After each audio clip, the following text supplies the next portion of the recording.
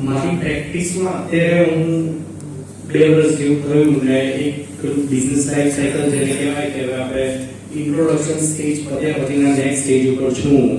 અને ઘણા બધા સોલ્યુશન્સ મને ઇન્ટરનલી તો મળતા રહે છે કે ભાઈ કોઈ આવે તો ના પાડતા શીખવાની આ બી ક્વેશ્ચન છે મારો પણ ના પાડતા શીખવામાં પ્રોબ્લેમ એ છે કે ક્લાયન્ટ જતો રહે છે ઘણી વાર તો ફીસનું સ્ટ્રક્ચર હવે મારે એ પ્રમાણે ઇમ્પ્રૂવ કરવું હોય કે પછી સ્ટાફમાં અત્યારે એક જણ રાખ્યો છે એને મેનેજ કરવું એને ઘણા કામ નથી આવડતું બધું મારી જ ઉપર હોય હવે આ સ્ટેજને મારે ગ્રો કરવો હોય તો એના માટે હવે મારે શું કરવું છે આ એકદમ મારા માટે પ્રેક્ટિકલ સોલ્યુશન જોઈએ છે થેન્ક યુ આમ તો આપણે બંને પ્રોફેશનલ છીએ એટલે પ્રશ્નો સેમ જ રહેવાના સોલ્યુશન પ્રોડક્ટિવ કામ કયું છે એ પહેલાં ડિસાઇડ કરવાનું કે કોઈ કસ્ટમર આવે તો મને એમાં શું મળવાનું એ પહેલાં નક્કી કરવાનું જે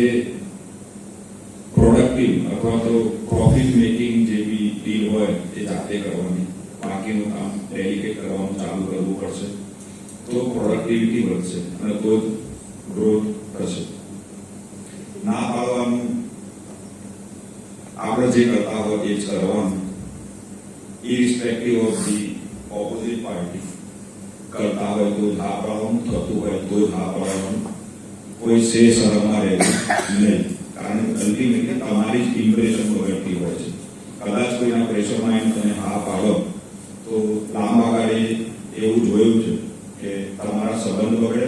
તમારું કામ બગડે અને તમારા કસ્ટમર જાય એટલે બેટર છે કે તમે અત્યારે જ ના પાડો સ્લોલી અને ગ્રેજ્યુઅલી આવી જશે